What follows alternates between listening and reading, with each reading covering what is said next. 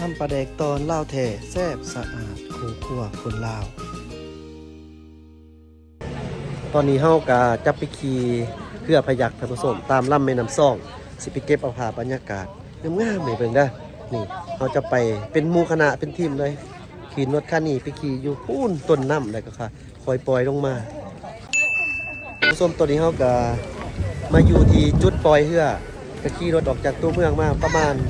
4-5 กิโลเมตรนี่เป็นจุดปล่อยเนาะเขาก็จะปล่อยจากต้นน้ำนี่ปล่อยจากจุดเขตนี้ลงไปลุ่มปูนจน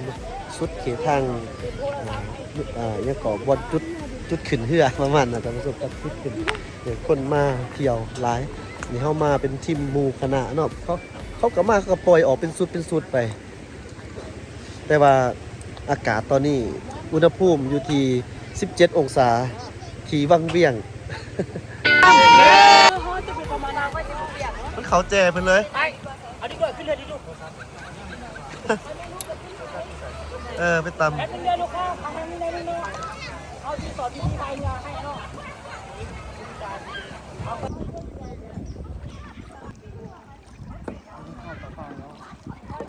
ตำรถ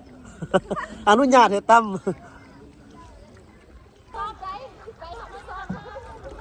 ว้าวงามแต่งามว่ะวิวงามหลายท่านผู้ชมเอ้ยแม่วิวนะหาใส่ได้เอาเย่เลย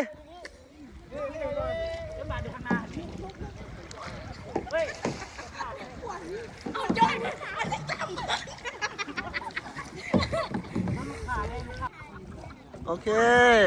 งามเอาปะโอเคมา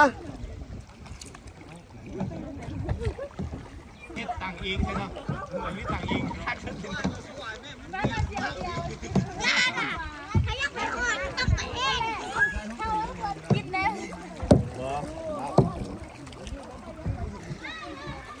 วิดีโอตีงามวิดีโอละโอเคนี่กรุ๊ปทัวร์ของเขาเที่ยวทริปทัวร์วังเวียงแมนพระเจ้าให้เจ้าน้ำหลังดิ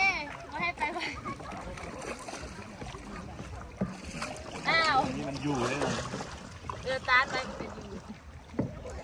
ตอนนี้เขาถ่ายได้เพราะว่าน้ำมันโมแห้งพุ่นเขียดพุ่นจังคอยบ่ได้ตายนะน้ำมันไหลครับเขามีแต่ลีกพร้อมแล้วไหมพร้อมถ่ายยิงเอาลงเพจอย่าลืมซื้อเพจเด้อโอ้ทางขวานบ่เฮ้ยบ่คัดเบื้องนั้นคัดไปเบื้องขวาต้องคัดเบื้องนั้นคัดซ้ายไปขวาคัดขวาไปซ้ายสลับกัน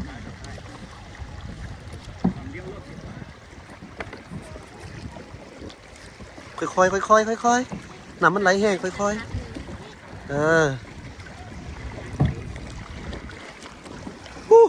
หนาวแถวหนาวว่าอากาศดีกันดิเย็นคัก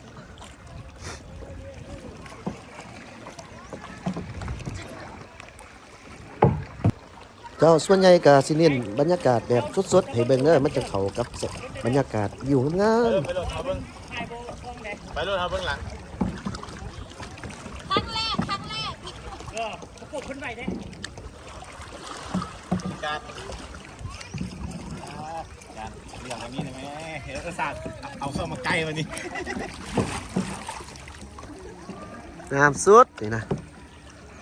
วิวก็ให้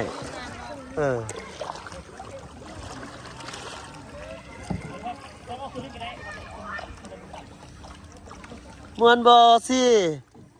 A B C มวนบอฮะมวนบอ A กับ C B อยู่พุ่นเนาะเนี่ยฝากท่านผู้ชมหาโอกาสให้ได้เด้อสำหรับเป็นไผที่ยังบ่ทันได้เคยมาขี่เพื่อพยักอยู่ที่วังเวียงนี่หาโอกาสให้ได้วิวงามหลายวิวงามที่สุดเลยเนาะแล้วก็แบบว่ามันเฮ็ดให้เฮารู้สึกแบบอากาศปลอดโปร่งดีนะท่านผู้ชมมันเป็นส่วนหนึ่งที่เฮ็ดให้เฮาคลายเครียดได้สนามกิจกรรมดีๆอยู่ที่เมืองวังเวียงนี่ท่านผู้ชมเบิ่งนี่ความงามนะ ยอดบอกความจริงอันนี้แหละคือจุดขายของประเทศลาวมีบอลดีๆหลายมีแต่ว่าเฮ็ดจังได๋ใช้พวกปลาหักษาให้มันได้ตลอดนะช่วยกันเด้อพี่น้องบ่ปลายเฮา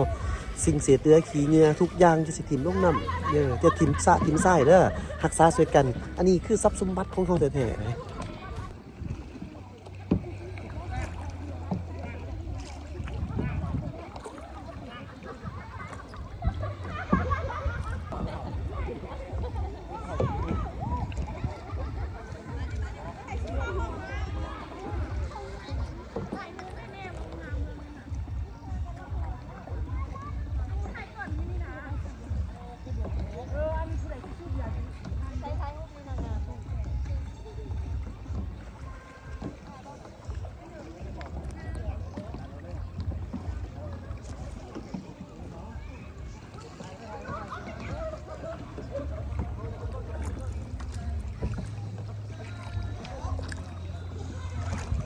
หกโอ้ยลงมาไหล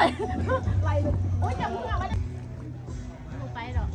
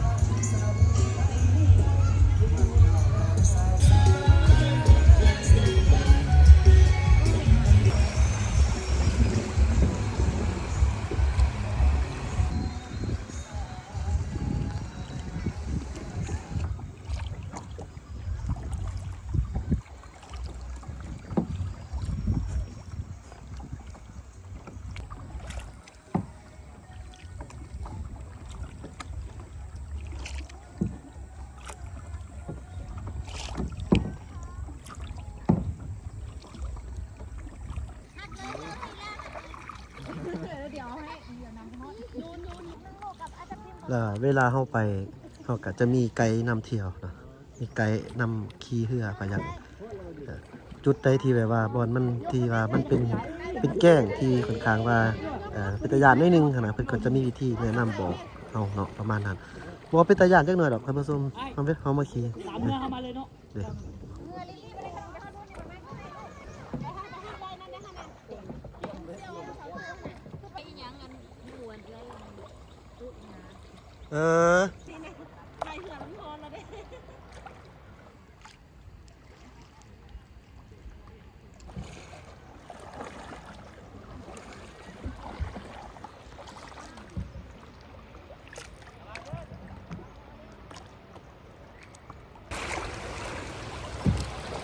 เดี๋ยวไปไป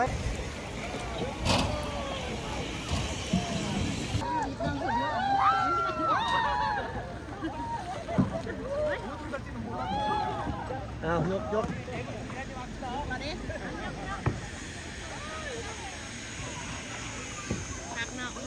โอ้วิวนี่งามเลยเป็นควาซีฟ้าเห็นบ่เด้นี่ผู้ที่พัดถึงตอนถ่ายคลิปวิดีโอเลยนี่ เย้ เย้นิดนึงไม่รู้นะ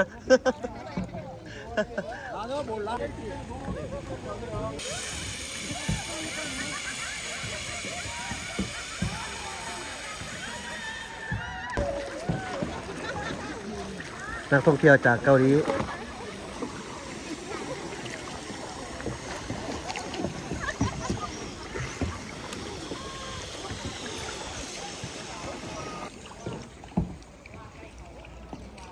เตอร์โซน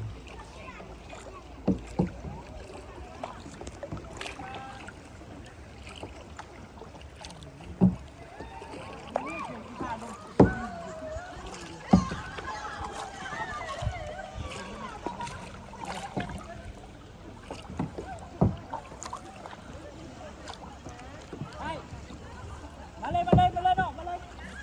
เลยเจ้านะ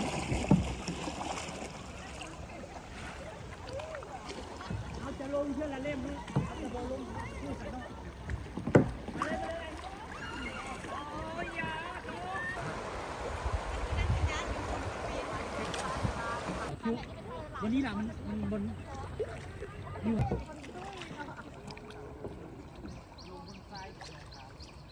ซ้ายผู้ใดวันหน้านะ ตัวแดง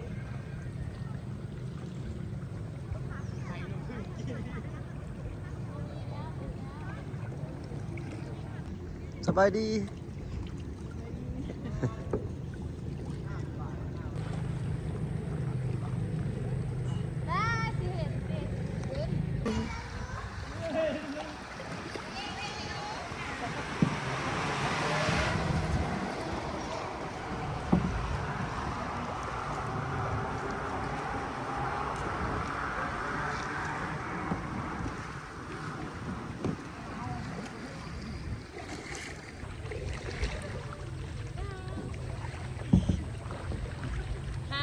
พาย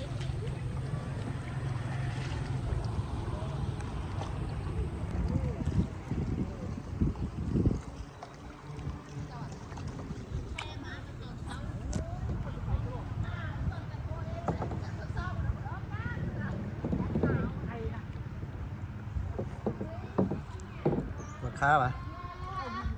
ใกล้เติบเลยเจาะใกล้เติบเลยประมาณ5 กิโลเมตร5-6 กิโลเมตรใกล้สิหอดจุดหมายปลายทางแล้ว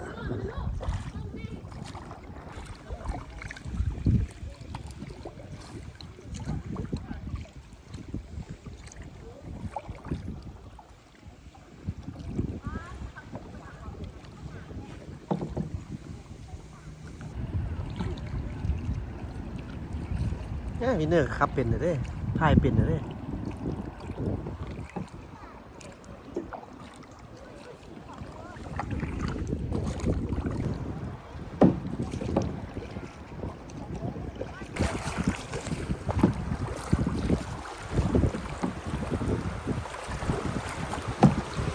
โอ้โหโอ้โหโอ้โหโอ้โหเอา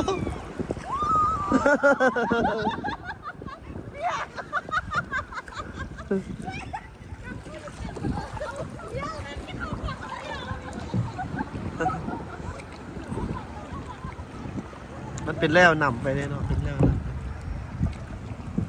ตื้นๆนะท่านผู้ชมบอกเลยตื้นๆ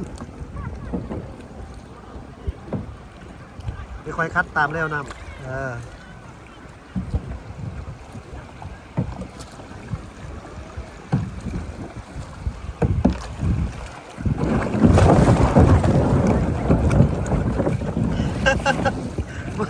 มอจะถ่ายวิดีโอมันเป็นหยังเดี๋ยวมันไปเองมันเป็นหยังเอาไปเอา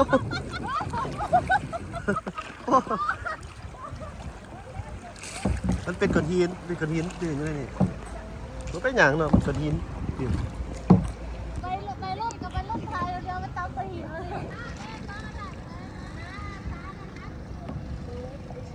พี่เมย์เปียกหมดพี่เมย์เปียกหมด เฮ็ดเลย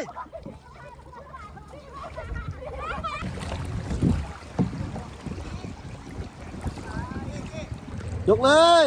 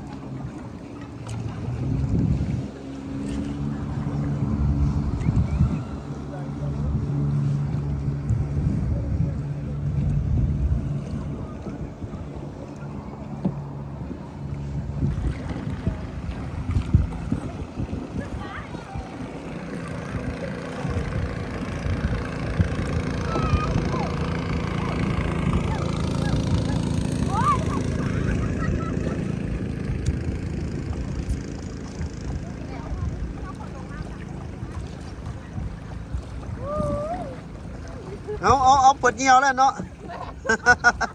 โอ้ทำลายสิ่งแวดล้อม ทำลายสิ่งแวดล้อม เอาได้แล้วรอบ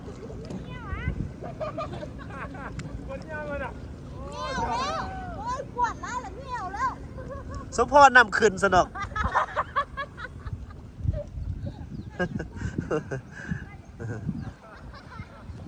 ม่วน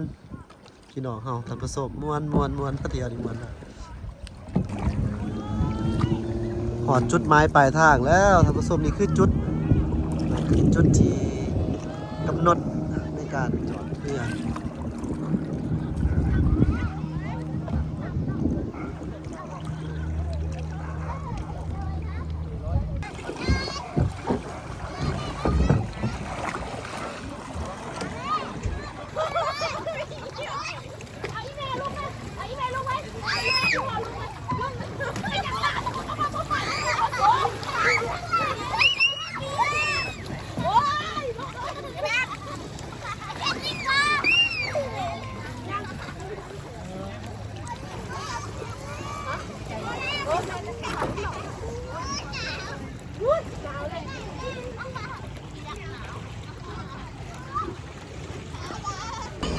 อ้าวตอนนี้เขาก็